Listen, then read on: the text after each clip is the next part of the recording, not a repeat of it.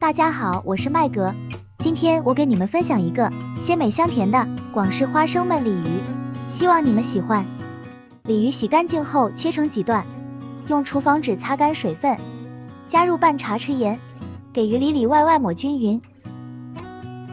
加入1茶匙米酒，同样抹匀全身，然后腌制10分钟。下锅前先把多余水分擦掉。热锅下油，均匀铺上鲤鱼，中火煎至金黄，然后翻面。等两面都煎好后，把鱼移到一边，加入姜蒜，大火爆香。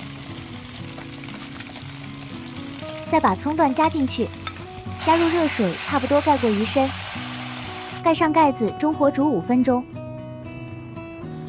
轻轻地把鱼夹起来，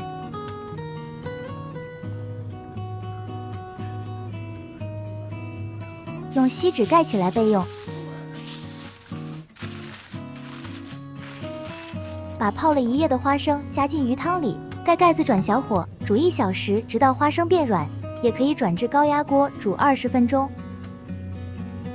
加入2汤匙酱油、1汤匙蚝油、1茶匙糖，按个人口味加盐。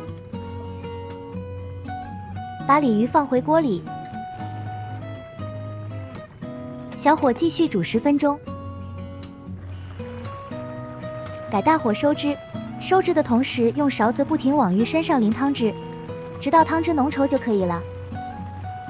轻轻地勺起来装盘，